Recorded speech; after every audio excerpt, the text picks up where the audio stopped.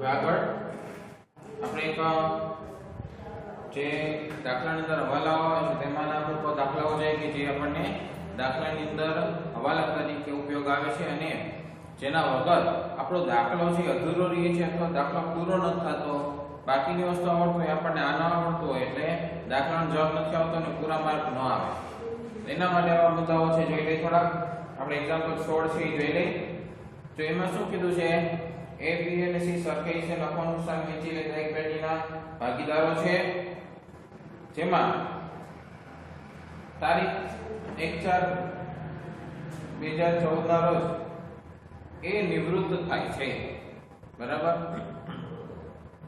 તો પાઘડી, પુનઃમૂલ્યાંકન ખાતાનો નફો, અનામતો વગેરે આવલા રાખ્યા પછી એની મૂડીની બાકી 90,000 છે. એટલે કે બધા હવાલાઓ નાખ્યા પછી એની મૂડી 90,000 છે કે જે નિવૃત્ત થાય છે એ ભાગીદારની વાત કરીએ છીએ. બરાબર. એની મૂડી 90,000 છે.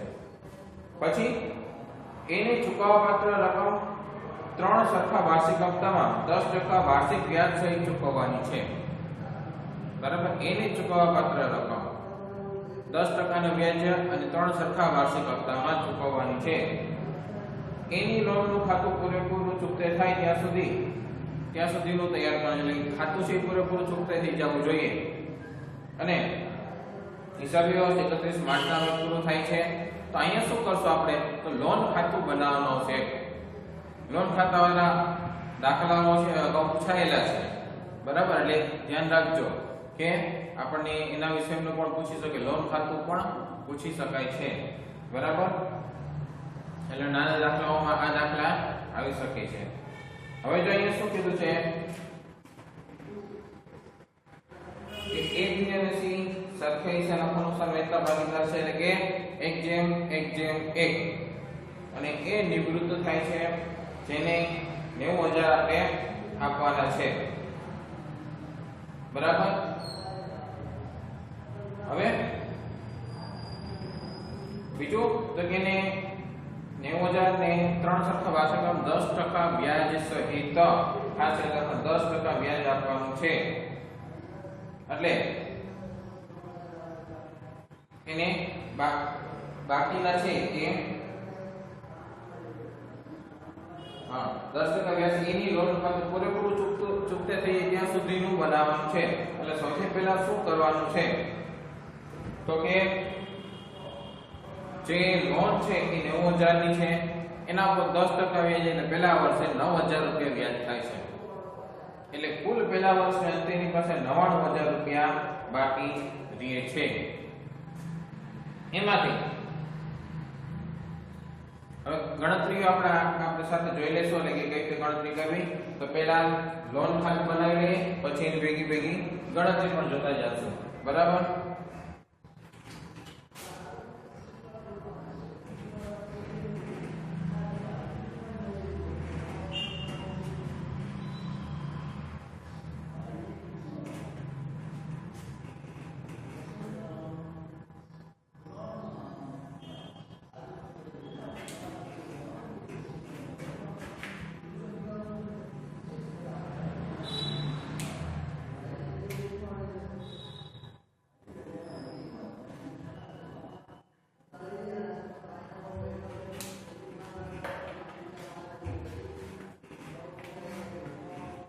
એની લોનનું ખાતું બનાવ્યું છે,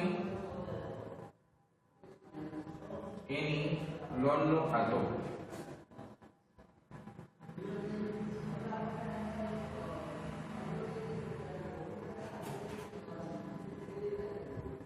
જે આપણે બનાવી ફોર્મેટમાં બનાવશું. તારીખ, વિકલ્પ અને રકમ રૂપિયા બંને બાજુ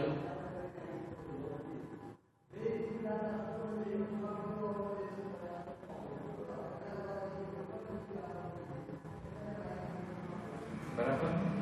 આટલું થઈ ગયા પછી જે ગણતરીઓ છે સાથે સાથે કરતા જશો ત્યાં સુધી. હવે જો સૌથી પહેલા તમારે આ ખાતું બનાવવાનું છે. ખાતું બની જાય એટલે ગણતરીનું છે એને ભેગી કરતું જવાનું છે આપણે. બરાબર. એટલે ભેગી ગણતરી પણ ચાલુ રહેશે. એટલે એ બાબતનું ધ્યાન રાખવાનું કે ગણતરી આપણે ભેગી ચાલુ રાખશું. બરાબર. હવે આગળ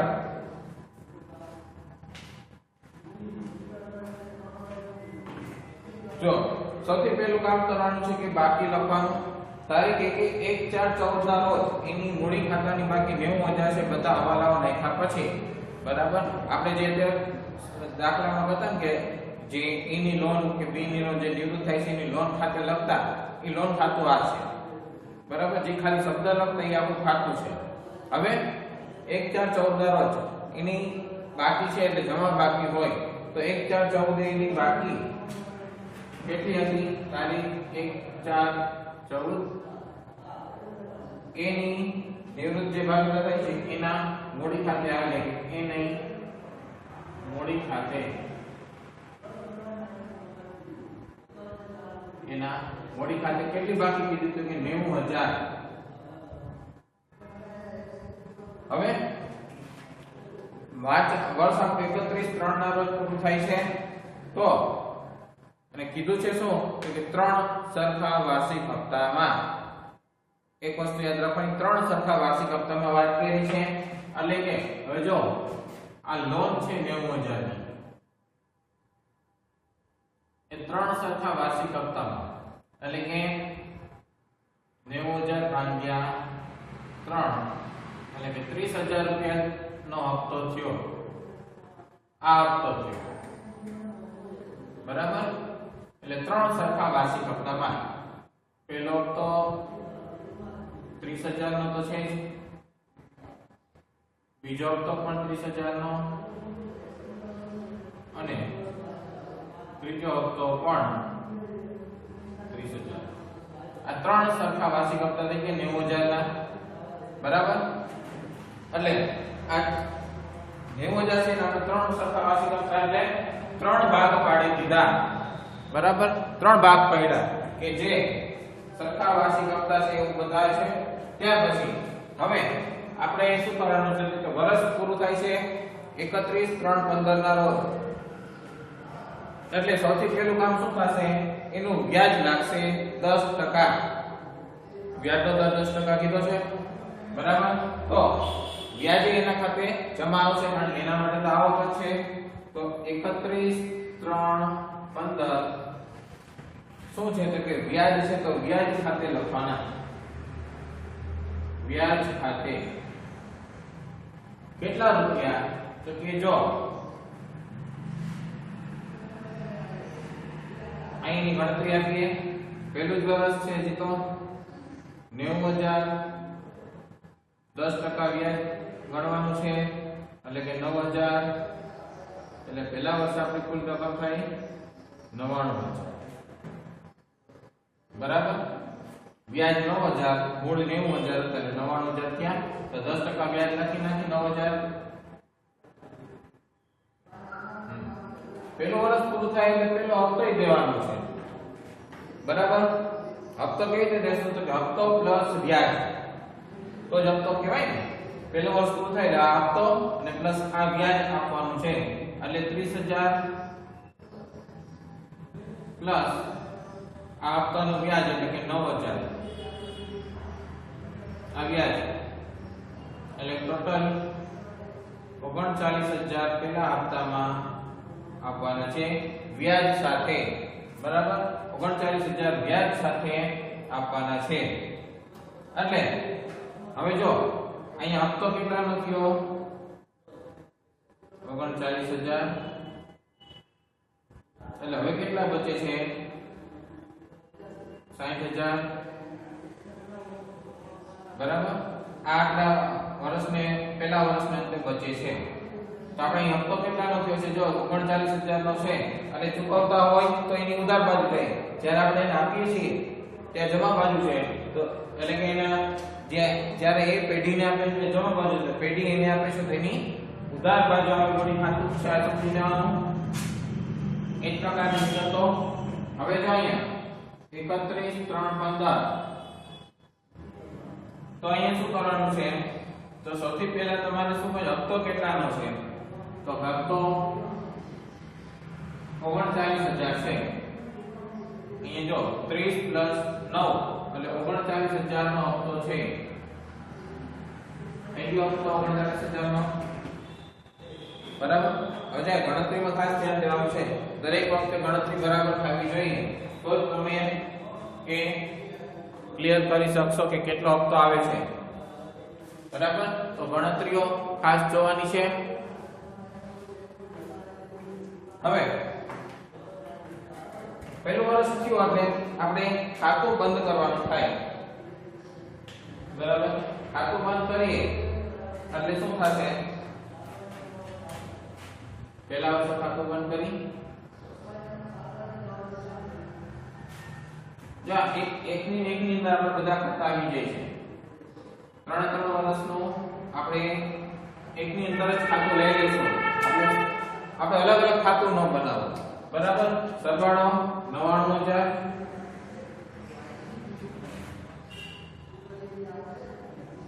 39,000 થાય એટલે કે જે આપણે અહીંયા 60,000 આ શું છે? હશે 60,000. કઈ તારીખે હશે? તો કે 31/3/15 આને કહેશું બાકી આગળ લઈ ગયા. બરાબર. બાકી આગળ લઈ ગયા 31/3/15. હવે પહેલું વર્ષ પૂરું, એનું વ્યાજ આવી ગયું એટલે એ પૂરું. હવે શું કરવાનું કે આવતું વર્ષ એટલે કેટલું હશે? તો કે 1/4/16. 1/4/16.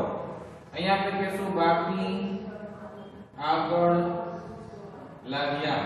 પાછલા વર્ષની જે બાકી આગળ લઈ ગયા ચાલુ વર્ષની બાકી આગળ લાવ્યા હોય એટલે 60,000 અહીંયા આવી જાય. હવે આ બાજુ ગણતરી પહેલું વર્ષ પૂરું, બીજું વર્ષ 30,000 નો હપ્તો. હવે વ્યાજની ગણતરી કરી તો અહીંયા 60,000 હતા એટલે 60,000 ની બાકી ઉપર બીજા વર્ષે વ્યાજ લાગે 10% એટલે કે 6,000 એટલે કુલ થશે 66,000. બરાબર. વ્યાજ એવું 6,000. આ 6,000 વ્યાજ આપણે આ હપ્તો છે એમાં ઉમેરવાનું છે કારણ કે દર વખતે હપ્તો પ્લસ વ્યાજ હોય 6,000 એટલે કેટલા થયા? 36,000 બીજા હપ્તાના થયા. તો બીજા હપ્તાના 36,000 બાદ કરીએ એટલે કેટલા બચ્યા? 30,000. બરાબર. આ હપ્તો છે 36,000 નો. આવ્યો 36,000 આવવાની વાત કરી એટલે 30,000 બચ્યા. એટલે આ ગણતરી પ્રમાણે આપણે શું કહેશું? જો બાકી આગળ આવ્યા 60,000 પ્લસ વ્યાજ 36,000 હપ્તો. આ જ રીતે ગણતરી અહીં બાકી આગળ આવ્યા 60,000 થઈ ગયું પ્લસ 31/3/17. બરાબર. 15 હતો. હવે 16 1/4/15 હતું એટલે અહીંયા 15 અને અહીંયા 16 15 થી 16. બરાબર. એમાં વ્યાજ લાગ્યું. વ્યાજ ખાતે કેટલા છે? તો કે 6,000 વ્યાજ થઈ ગયું 6,000. આ વ્યાજ થઈ ગયું. જો આ પેલા 9 લીધા હતા આમાં 39 પછી 6 લીધા હવે 36. હપ્તો 36 નો છે ચૂકવીએ છીએ વર્ષના અંતે એટલે 31/3/16 હપ્તો કેટલો છે? 36,000 થઈ ગયું. એટલે પહેલા વર્ષનું થઈ ગયું બધું. અથવા તો હપ્તો છે તો આપણે અહીંયા બેંક ખાતે એમ પણ લખી શકો, હપ્તો પણ લખો, બેંક ખાતે પણ લખો, કાઈ પણ લખો, કાઈ વાંધો નથી. બેંક ખાતે હપ્તો હતો બેંક ખાતે આપણે એનું પડતા પ્રમાણેમાં શબ્દ આપણે સમજાવવું જોઈએ. બરાબર. પહેલું વર્ષ બીજું વર્ષ પૂરું થયું એટલે ખાતું બંધ કરીએ.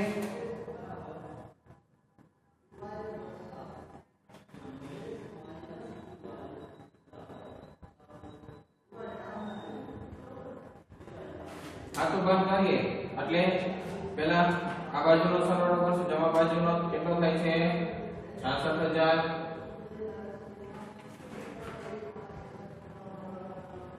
66 માંથી 36 જાય એટલે 30,000. કઈ તારીખે હશે? તો કે 31/3/16. શું કહેશું? બાકી આગળ લઈ ગયા. બીજું વર્ષ એ પૂરું. ત્રીજું વર્ષ આવે. 3 સરખા વાર્ષિક હપ્તા કીધા. હવે ત્રીજું વર્ષ આવે છે 1/4/16. એને કહેશું બાકી આગળ લાવ્યા. અહીંયા જાવશે 30,000. ગણતરીમાં આવીએ પાછા. ત્રીજો હપ્તો, ત્રીજું વર્ષ છે. ત્રીજો હપ્તો 30,000 નો. અહીંયા બાકી આપણે 30,000 જ છે. અહીંયા 30,000. 10% વ્યાજ. વ્યાજ દર વખતે લગાડવાનું છે 3,000. બરાબર. એટલે કેટલું થશે? 33,000. બરાબર. ને 3,000 વ્યાજ અહીંયા લગાડી દઈએ. આ હપ્તો થઈ ગયો. વ્યાજ 33,000. બરાબર. 33,000. હવે અહીંયા આપણે હપ્તો કેટલા? 33,000 નો છે ને અહીંયા બાકી કેટલી છે? 33,000. એટલે હપ્તો આમાંથી બાદ કરીએ 33,000. એટલે શું આવશે? કઈ નહીં. 33,000 હતા. 33,000 નો હપ્તો એટલે શૂન્ય થઈ ગયો. એટલે કે 3 વર્ષના ત્યાં ખાતું 0 થઈ જતું હોવું જોઈએ. આપણે કીધું હતું શરૂઆતમાં કે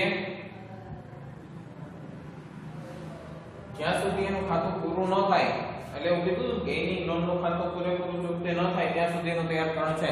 તાને પૂરેપૂરું ચૂકતે થયું કહેવાય કે કાંઈ બાકી હવે રહેતી નથી. બરાબર. તો એ ચૂકતે થઈ ગયું. એટલે આમાં આપણે હવે કાંઈ કરવાનું નથી. ચૂકતે થઈ જાય એટલે એનું કામ પૂરું.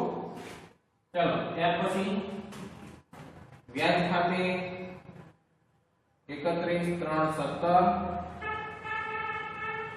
વ્યાજ ખાતે કેટલા છે? વ્યાજ 3,000. પછી હપ્તો જે છે એ લખી નાખીએ. હપ્તો 33,000 નો છે. તારીખ 31/3/17 તારીખ 31/3/17 હપ્તો થતો બેંક ખાતે કેટલાનો હપ્તો થાય છે? બેંક ખાતે આપણો 33,000 નો થાય છે. તો 33,000 લખી નાખીએ. ચલો આ વર્ષ પૂરું થઈ ગયું. બેંક ખાતે લખીને એક વખતે બાકી જોઈ લઈએ તો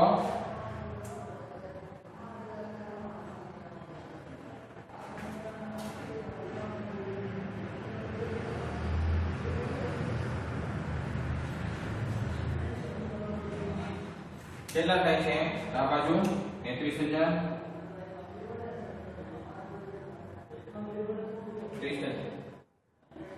3,000 એટલે કે 33,000 30,000 વત્તા 3,000 અને આ બાજુ પણ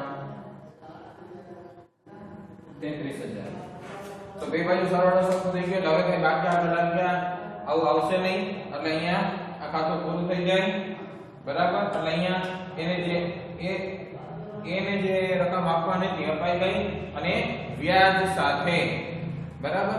તો આ રીતે ગણતરી કરવાની. દર વર્ષે વ્યાજની ગણતરી ખાસ કરીને ધ્યાનમાં રાખવાની છે કે આ ગણતરીઓમાં કઈ ફેરફાર ન હોવો જોઈએ. કારણ કે જો આમાં ફેરફાર આવ્યો તો તમારો 3 વર્ષના અંતે આ ખાતું છે એ શૂન્ય ન થાય. એટલે કે પૂરેપૂરું ખાતું છે એ પૂરું ન થાય. અને જે દાખલામાં કન્ડિશન છે એવું કીધું છે 3 સરખા વાર્ષિક હપ્તામાં કરવાનું છે અને બીજું તો કે જ્યાં સુધી એનું ખાતું પૂરું ન થાય ત્યાં સુધીનો બનાવવાનું છે. એટલે બે બાજુ કહી દીધું કે એક તો 3 સરખા વાર્ષિક હપ્તામાં અને બીજું પૂરેપૂરું, એટલે કે એનો મતલબ એવો થયો 3 સરખા વાર્ષિક હપ્તામાં ફરજિયાત પૂરું કરવાનું છે. તો આ રીતે દાખલો કરો એટલે તમારે એ વ્યવસ્થિત રીતે પૂરું થઈ જાય. ખાસ કરીને વ્યાજનું ધ્યાન અહીંયા રાખવાનું છે. બરાબર, આ વ્યવસ્થિત રીતે જોઈ લઈએ. ત્યાર પછી હવાલો લઈ લઈએ, દાખલો લઈ લઈએ 17મો. અહીંયા કીધું છે જો P, V અને R 5:3:2 ના પ્રમાણમાં નફા નુકસાન વહેતા એક પેઢીના ભાગીદારો છે, જેમાંથી R નિવૃત્ત થાય છે. પુનઃ મૂલ્યાંકન ખાતાનો નફો, અનામતો, પાઘડી વગેરે જેવી બધી વસ્તુઓ છે એ હવાલા આપ્યા બાદ ત્રણેય ભાગીદારની મૂડી અનુક્રમે 50,000, 70,000 અને 80,000 હતી, એટલે કે આને કહેવાય નવી મૂડી. બરાબર, આમ જોઈએ તો નવી મૂડી તો જો કે શોધવી પડશે આમાં, કારણ કે નવી પેઢીની કુલ મૂડી 1,40,000 રાખવાનું નક્કી કર્યું. બરાબર, બધી ઇફેક્ટો આપ્યા પછી, નસરો આપ્યા પછીની મૂડી આપી છે અને નવી મૂડી 1,40,000 નું છે, જે મૂડી P અને V વચ્ચે તેમના નવા નફા નુકસાનના પ્રમાણ 3:2 માં રાખવાનું નક્કી કર્યું. એટલે કે 3:2 ના પ્રમાણમાં આ મૂડી રાખવાની છે 1,40,000 ને. તો આ એક જરૂરી મૂડી રોકડમાં લાવવાનું અને વધારે મૂડી રોકડમાં ઉપાડી જવાનું નક્કી કર્યું. એટલે કે રોકડ ખાતે હવાલો આપવાનો છે, જરૂરી ગણતરી, આમનોંધ અને ભાગીદારોના મૂડી ખાતા આપવાના છે. બરાબર, તો સૌથી પહેલા જરૂરી ગણતરી જોઈ લઈએ કે કઈ ગણતરી આપણે કરશું. આમાં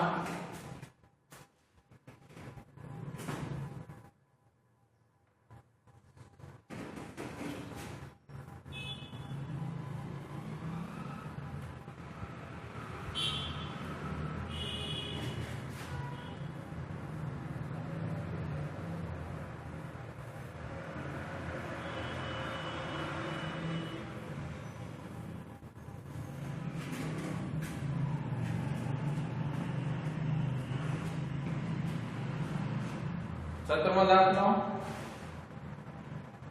હવે જોઈએ PVR કીધું છે 5:3:2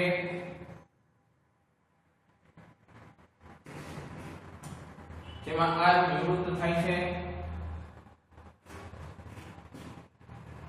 બધી અસર આપ્યા પછી ભાગીદારો મૂડી 50,000, 70,000 અને 80,000 હતી. મૂડી 50,000, 70,000 અને 80,000 હતી. હવે જો નવી મૂડી કેટલી રાખવાની છે તો ક્યાં નવી મૂડી 1,40,000 કે જે P અને V વચ્ચે 3:2 ના પ્રમાણમાં રાખવાની છે. તો સૌથી પહેલા આપણે નવી મૂડી શોધશું. બરાબર,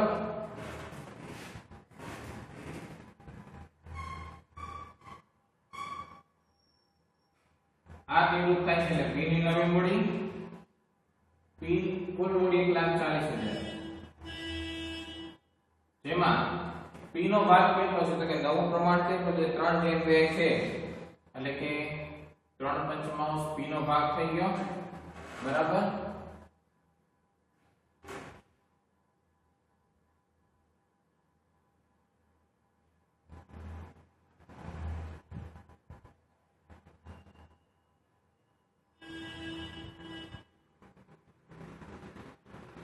એટલે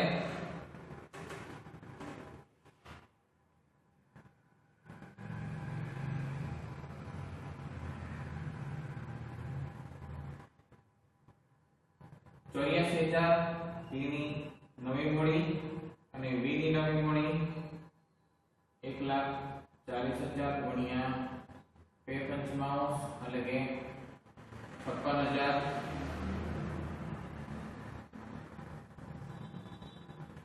બરાબર, તો આ બેની નવી મૂડી થઈ ગઈ, P ની 84,000 હોવી જોઈએ અને V ની 56,000 હોવી જોઈએ. આ મૂડી હોવી જોઈએ એવું આપણે કહીએ છીએ. એટલે કે અહીંયા જે મૂડી હવે આવશે, કારણ કે એક મૂડી આપણને આપેલી છે 50,000, 70,000 અને 80,000, એ મૂડી આપણને આપેલી છે. હવે બીજી મૂડી આપણે જોવાની છે કે જેમાં એક છે 84,000 ને 56,000 હોવી જોઈએ. હકીકતે આ હોવી જોઈએ, આ છે પણ હકીકત આ હોવી જોઈએ. તો લાવવાની કે લઈ જવાની જે રકમ છે એની ગણતરી કરીએ. જો ભાગીદારોની જે રકમ લાવવાની કે લઈ જવાની છે, ભાગીદારોની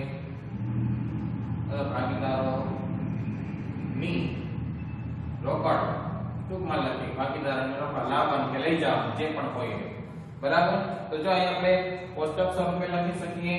પહેલા નવી મૂડી લખી નાખી બેની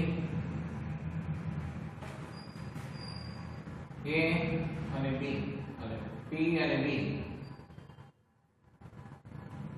આ નિવૃત્ત થાય છે એટલે P અને B. નવી મૂડી આપણી પાસે છે 84,000 અને 56,000. હવે એમાંથી આપણે બાદ જે હવાલા બાદની ખરેખર મૂડી હતી એ કરીએ. ખરેખર મૂડી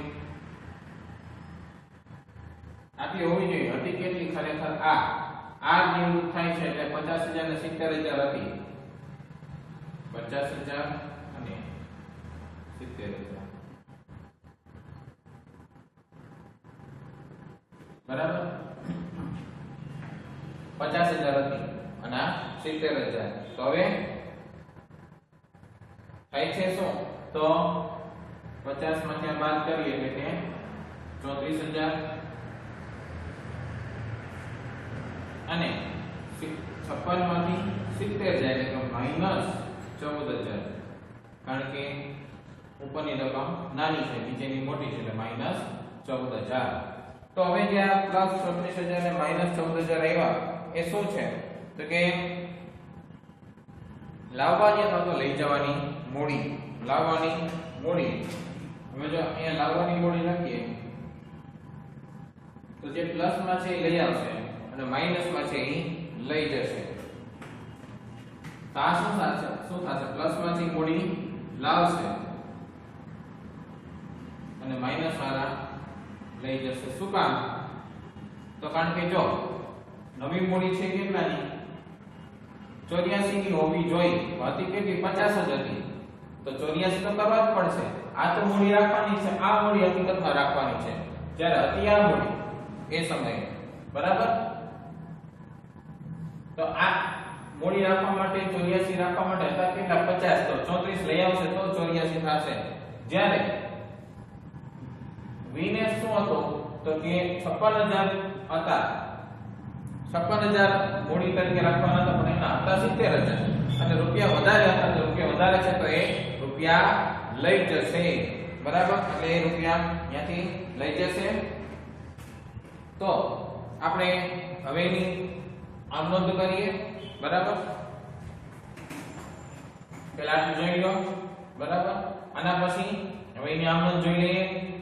અને 34,000 લાવશે અને 14,000 લઈ જશે. એ ખાસ યાદ રાખવાનું છે. આમ નોંધ.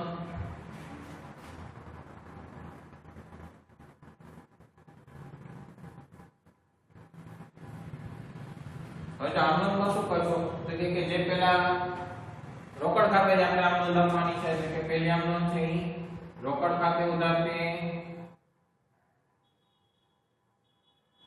P કેટલા લાવવાનો છે? તો કે P 34,000 લાવવાનો છે.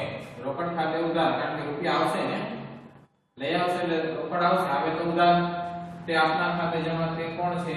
તો તે P ના મૂડી ખાતે 34,000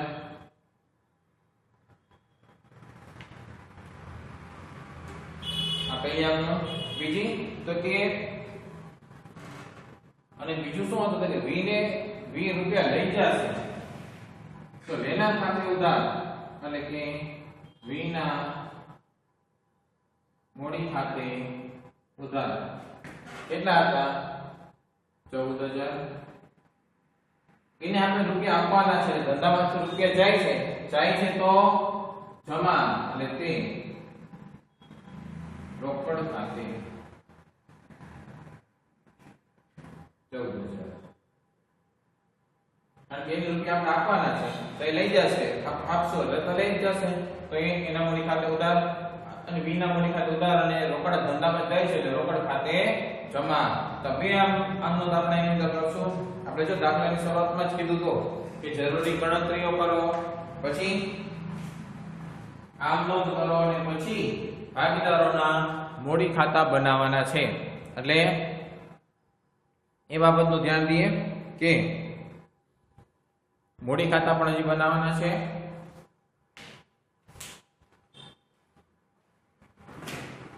આ ગણતરી થઈ ગઈ પછી હવે ભાગીદારના મૂડી ખાતા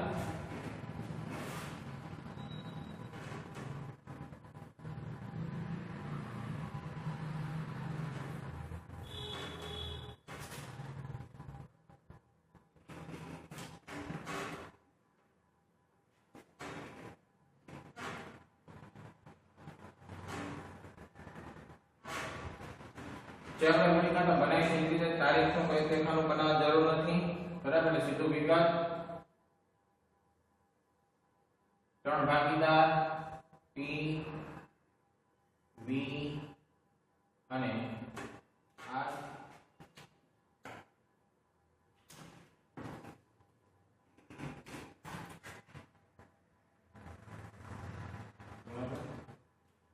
અહીંયા પણ વિગત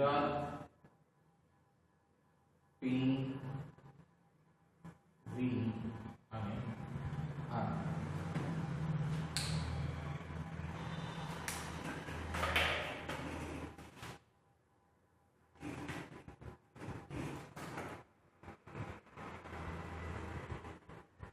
ભાગીદારોના મૂડી ખાતા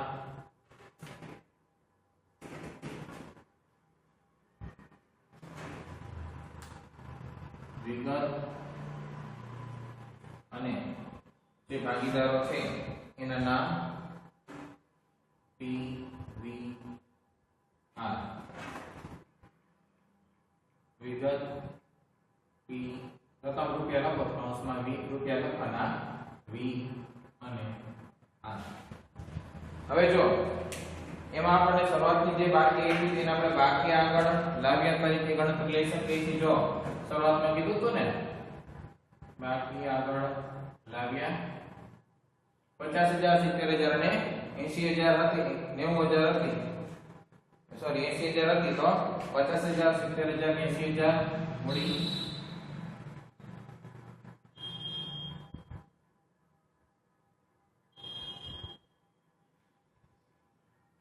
હવે જે ગણતરી કરી છે એની આપણે અસરો આપવાની છે જેમાં આપણે R છે એ તો નિવૃત્ત થાય છે બરાબર તો રોકડ ખાતે જે અસર આવી છે એ આપીએ એટલે કે P ના મૂડી ખાતે જમા એ કરતા અને શબ્દ રોકડ ખાતે કારણ કે લાવશે 34000 અને R ના V ના મૂડી ખાતે ઉધાર હતા શબ્દ રોકડ ખાતે કેટલા હતા 14000 ત્યાર પછી બે અસરો આવી હતી આપણે બે આમ નોંધ એટલે બે અસરો ખાતું બંધ કરીએ કારણ કે આપણે તો મૂડી હતી એ થઈ ગઈ ખાતું બંધ કરીએ એટલે હવે જો સૌથી પહેલા હજી એક વસ્તુ જોઈએ તો આપણને બીજો જવાબ મળી ગયો હતો 1,40,000 3 જેમ 2 ના પ્રમાણમાં રાખવાના હતા એટલે કે નવી મૂડી આપણે કહીએ છીએ કે જે 84,000 અને 56,000 આવી હતી તો એને શું કહેશું તો એને કહેશું બાકી આગળ લઈ ગયા 84,000 અને 56,000 આ છે બાકી આગળ લઈ ગયા. આ જવાબ આપણી પાસે આવી ગયો કારણ કે આપણે ગણતરી કરી હતી એટલે આ નવી મૂડી હતી 84,56,000. ખાતા બંધ કરીએ.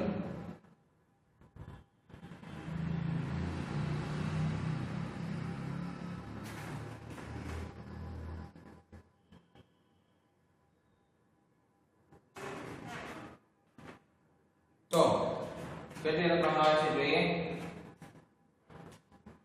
84,000 બરાબર.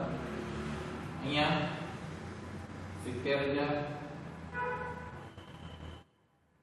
અને 80,000. આજ બાકી લખવાની રહેશે. 84,000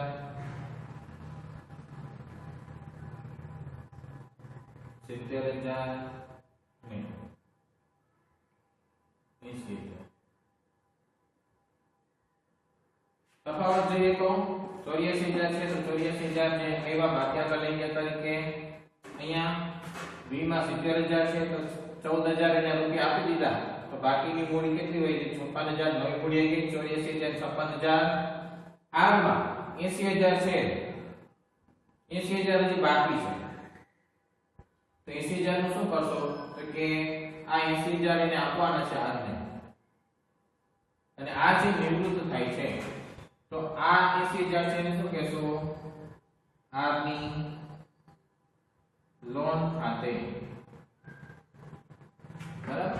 કારણ કે આને r ની લોન કહેશું કેમ કે એ નિવૃત્ત થાય છે એટલે એની બાકી આગળ લઈ જવાનો એના જે રૂપિયા છે બાકી એનું શું કરવાનું એની લોન ખાતે લખી નાખવાના. બરાબર. એટલે 80,000 છે r ની લોન ખાતે લખવાના રહેશે. એટલે કે 80,000 ને અહીંયા r ની લોન ખાતે અને આ જે નવી મૂડી છે કન્જેમ 2 ના પ્રમાણમાં આવી ગઈ એટલે બધી કન્ડિશન હતી અહીંયા ફૂલફિલ થઈ ગઈ. બરાબર. તો આ રીતે ભાગીદારોના મૂડી ખાતા પણ બનાવી નાખવાના રહીએ. તો ગણતરીઓ આમ જોઈએ તો ધ્યાન રાખીને કરો તો આ પ્રકારના દાખલાઓ છે એમાં કઈ વાંધો ન આવે અને આ જ પ્રકારના દાખલાઓ છે એ હવાલા સ્વરૂપે મોટા દાખલાઓની અંદર પણ આવશે. નાના દાખલામાં કદાચ પૂછાય ને મોટા દાખલામાં પણ આવશે જ હવાલા તરીકે કે નવી પેઢીની જે મૂડી છે એ આટલી રાખવી અને આ પ્રમાણમાં રાખવી. તો એ તમને આવડી ગયું કે અગાઉ આપણે ગણતરી કરી પ્રમાણે કે આ પ્રમાણમાં આ મૂડી રાખવી હોય તો કેટલી મૂડી લાવવી કે લઈ જવી. પછી એમ એવું કીધું હોય કે જે વધારાની જે મૂડી લાવવાની કે લઈ જવાની છે એની અસર એના રોકડ ખાતે આપવાની છે. પેઢીના રોકડ ખાતે આ અસર આપવાની છે તો એના રોકડ ખાતામાં આપણે આ વસ્તુ લખી શકીએ એટલે કે રોકડ ખાતે અસર આપવાની. નવી પેઢીની નવી મૂડી પ્લસ જે નિવૃત્ત થયો ત્યારે જે મૂડી હતી એ અને મૂડી ખાતું બનાવવી કે જેના ઉપરથી ખ્યાલ આવે કે આ મૂડી આપણે કેટલી રાખવી જોઈએ. બરાબર. તો એ વસ્તુનું ખાસ ધ્યાન રાખીને ગણતરી કરવાની છે. ગણતરીમાં એ વસ્તુનું ધ્યાન રાખવાનું કે એમાં કઈ ભૂલ ન આવવી જોઈએ. ગણતરી બરાબર હોય એટલે આ બધી વસ્તુ સરળતાથી આવે. કારણ કે જ્યાં તમે 34,000 અને 14,000 વ્યવસ્થિત રીતે આવ્યા એમાં કઈ ભૂલ ન કરી તો 50% કામ પતી ગયું. પછી તમે અહીં પોસ્ટિંગ કરો પતાવણી કરો એટલે તમારે અહીંયા એ જવાબ આવતો જાય એટલે કે જે આપણે જવાબ શોધ્યો એ ઓટોમેટિક મળી ગયો. જમા બાકી છે એમાંથી ઉધાર બાજુ બાદ કરીએ તો ઓટોમેટિક જવાબ મળતો જાય. એટલે આપણને ખ્યાલ આવે કે આપણી ગણતરીઓ સાચી છે કે કેમ. આ બાકી આ બાદ કર્યું તો આ જે બાકી આવી ખરેખર નવી મૂડી એ જ હતી. આ જ નવી મૂડી હતી એને જ નવી મૂડી કહેવાય. નવા બાકી નવી પેઢીની નવી મૂડી કહેવાય. બાકી રહેતા એટલે કે ચાલુ રહેતા ભાગીદારો છે એની મૂડી એ નવી મૂડી છે. તો એ પણ 3/2 ના પ્રમાણમાં 1,40,000 થાય છે. એટલે જે ગણતરી કરી એના બધાના જવાબ આના ઉપરથી મળી જાય. તો એનો ખ્યાલ આવે કે આપણે ગણતરી કરી એ કેટલી અંશે સાચી છે. બરાબર. તો આ ગણતરીઓ ખાસ જોવાની છે અને દરેક ગણતરીઓ છે એમાં તમારે લખવાની પણ છે એટલે જેથી કરીને આ પ્રકારની ગણતરીઓ જ્યારે આવે ત્યારે તમે એ ગણતરીઓ બરાબર કરી શકો અને એના વિશેની જે માહિતી છે તમને મળી શકે. બરાબર. તો ખાસ કરીને ગણતરી જોજો અને ખાતું બનાવવું છે તો ખાતું આપણે જે બનાવીએ છીએ એ રીતે બનાવવું છે, બીજું કોઈ એમાં કરવાનું હોતું નથી. બરાબર, તો આટલું જોઈ લેજો અને બાકીનું છે આપણે નેક્સ્ટ લેક્ચરની અંદર જોશું.